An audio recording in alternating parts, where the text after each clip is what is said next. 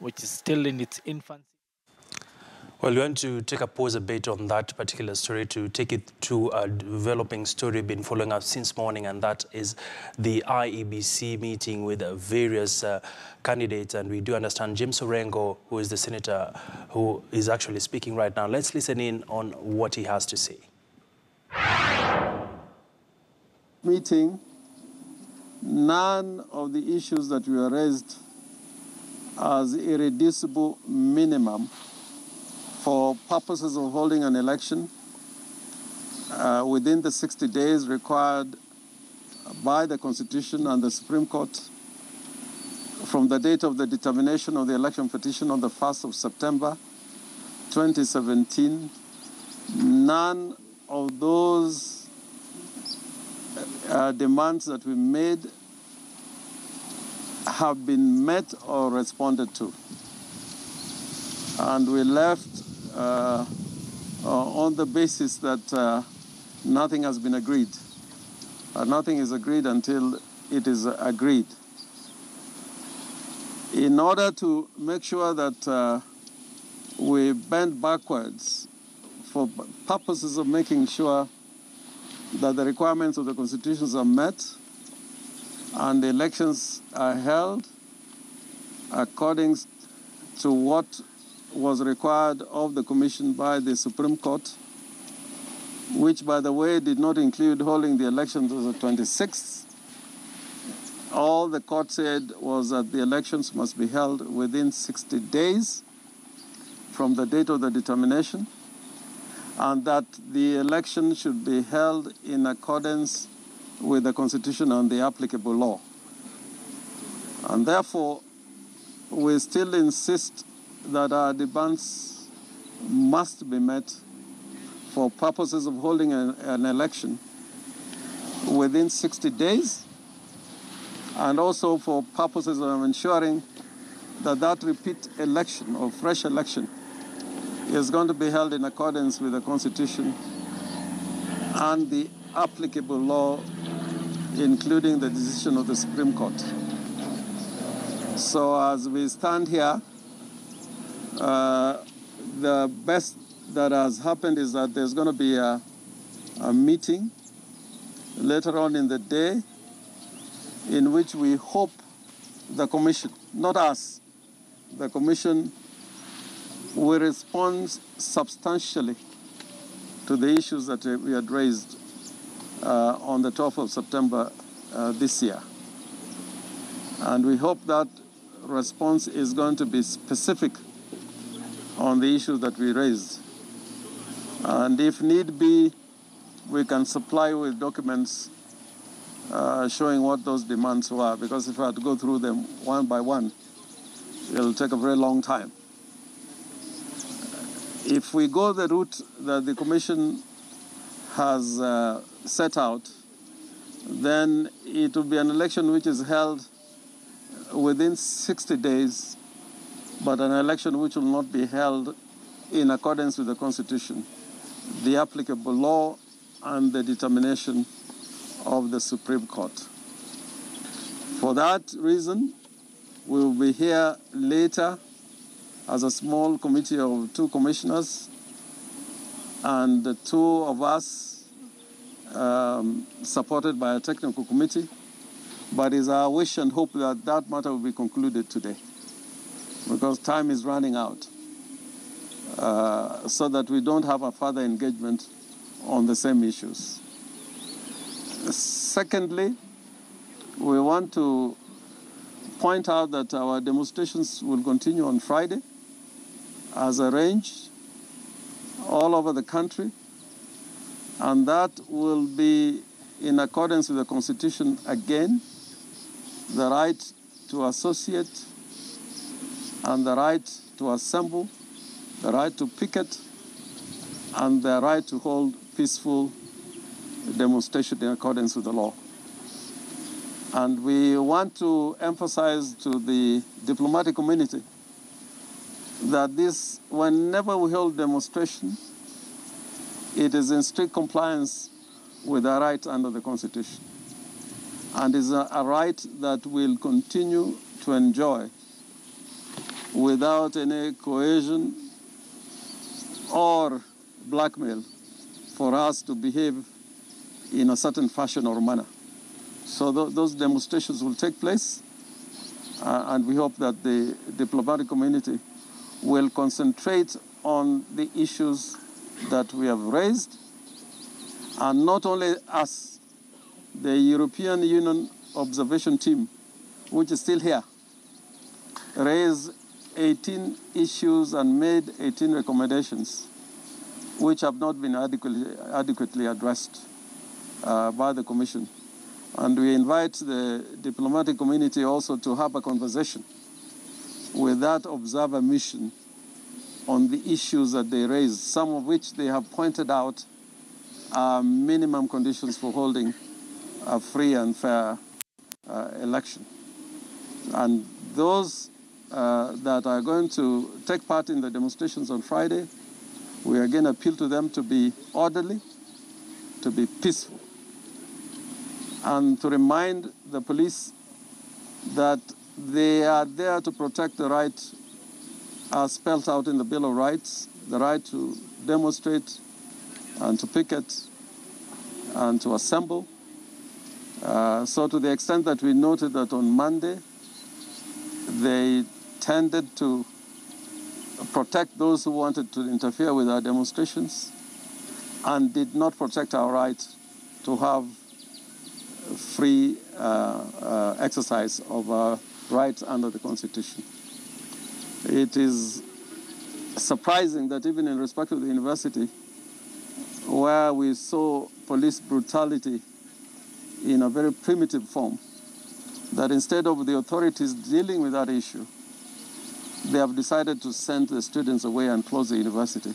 So the students have been punished twice, suffering from police brutality and also not being able to continue with their studies. And the Vice Chancellor of the University of Nairobi should be very careful, because there's something which the universities have fought for a long time, which is called academic freedom, which is now being violated at the university. So with those remarks, I'll invite any of our team to say a word. Paul, any questions?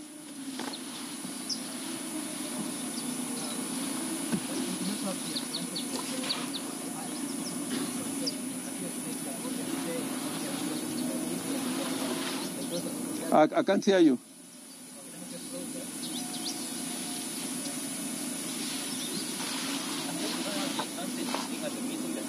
But you're saying that the suggestions by IEBC assure there will be an election on 26, but it's not in accordance with the Constitution.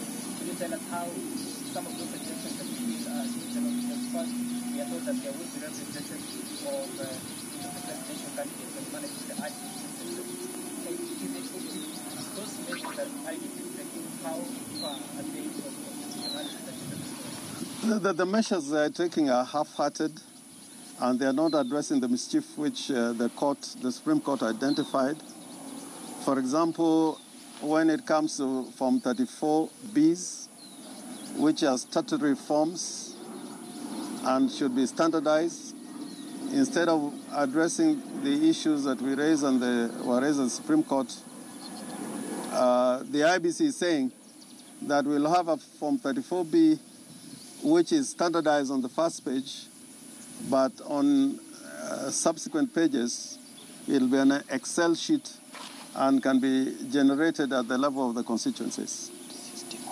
And also something which is very crucial, which is in the law, is that the technology that is to be deployed, and particularly if the same system which was used during the last elections, there should be a system audit that is in the law, and also several measures to ensure the security and integrity of that system.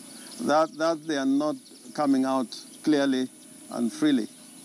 And by the way, we have information that what happened in the last election, the IEBC had a contract with Safaricom in which their contract or agreement was to the extent of transmitting the results, both text and image, to MOFO or to the servers in France.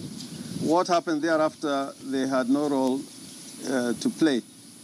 Now, we are saying that, this system is not the way it is designed to work, is that when there's a transmission, it should be real-time, both in respect of the constituency, which is the basis and the forum for holding presidential elections, and also transmission to an online public portal at the National Tallying Center. So if I had to go through one by one areas where we quite obviously are convinced, and it's true, they are not abiding by the law or the ruling of the Supreme Court, or with the answer, or giving the answers to the questions we have raised, you'll come to a realization that it is a report of what they are doing rather than a report of what they have done to rectify what went wrong in the last elections. Is there any sign of goodwill that we've seen? Are you satisfied with any of the measures? No, if there is a sign that they were going to act in full compliance with the law, then we will say there's good faith and goodwill. And of course, like when they talk about an election taking place on the 26th, even that question, they're addressing it as if that was a directive of the Constitution or the Supreme Court. It is not. All that is required is that the elections are held within 60 days. For some reason, when they said 17th, they said that was cast in stone. When they changed to 26th, they changed without consultations. And right now, they're taking the position that, they must have the elections on the 26th, whatever type of the elections that is. Madam?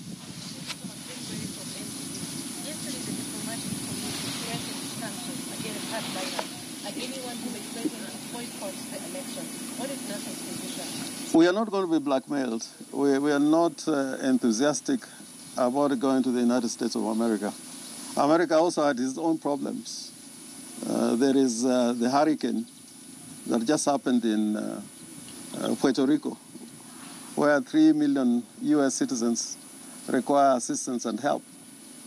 And regrettably and with our deepest sympathies, there was that massacre in Las Vegas. So I think to the extent that they want to direct our activities as if they can blackmail us to do what they want, I think they're overriding on their mandate to this country. And the sovereignty of this country cannot be surrendered to any authority or any person except to the people of Kenya, who are the only authority that can delegate that power. So we are not taken aback by, or rather we are taken aback by those utterances by the diplomatic community. I think we'll have two more and then we go. My name is from You're saying that there is another meeting that will try and solve the outstanding issues. But I was still calling on your proposal to come out on Friday. Are you anticipating that nothing much will come from such meeting? Because, as I said, nothing is agreed until it is agreed. And they have not answered our questions. If we get appropriate answers in the next 2 or 3 hours, then our position is not cast in stone. But for purposes of the arrangements we are making for Friday, they're still on. But realistically, can you make any progress in the next 2 hours? They haven't made in the last many days. Where there's goodwill and people are applying the law, even 30 minutes, even 10 minutes is enough. Like, for example, if the commission say we are going to follow the Maina Kiai decision in the Court of Appeal, we are going to be guided by the Supreme Court judgment, and we are going to disregard what is happening in Parliament, which is the legislation, which will affect the whole system of elections. And if they are saying we are going to hold the election in accordance with the Constitution, then we will not have this disputation.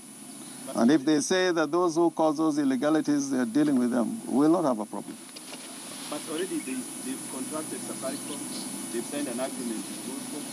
I think they are also going ahead with Algeria, which are some of the things that we take up. From outside this meeting, what they told us is that they have signed an agreement with MOFO. But to the extent that they're saying they're still responding to our the questions we have raised in regard to MOFO, we'll come and listen. But the contract with Safaricom is still to be signed, and the one with Al Ghurair, they said, is a framework contract which was signed sometimes last year. But as to whether they're going to print the ballot papers, we were told that process has actually not started.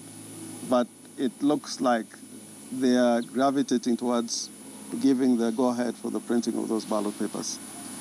I think one more.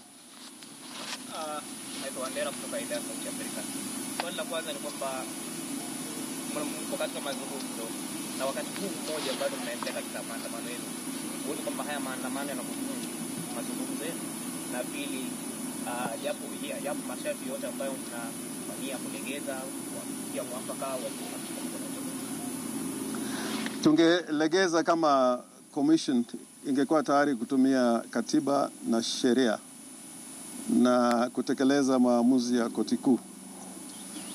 Hivi sasa vile tumeona yale ambao wanafanya, matayarisho ambao wanafanya, ni ukweli ni kwamba wanakeuka zile msingi za katiba na zile za kisheria ambao zimewekwa ili tuwe na uchaguzi mwafaka. Kwa hivyo sisi tunaendelea na maandamano kwa sababu ni haki kikatiba. Unaona kwamba tulikuwa na maandamano jana na leo tunakutana. Sasa maandamano ni haki na ni njia mwafaka ya kuona ya kwamba haki zimetendeka. Umeona yale ambayo inaendelea nchini Hispania, Catalonia, kama wewe ni Mspanyola. Inaendelea na hawa mabalozi wenyewe ambao wanatoka Uingereza na wale wengine wanatoka nchi ya Amerika, hana toshishi hata kidogo, wanasema hiyo ni haki. Na ile maandamano ambayo inaendelea Hispania ni kuona ya kwamba sehemu ya nchi iwe nchi huru, itoke kwa Hispania. Sasa kwa hivyo mtu asijaribu kutoa lawama kwamba tumeenda kwa maandamano. Hizo ni haki ya kimsingi ambayo ziko kwa katiba.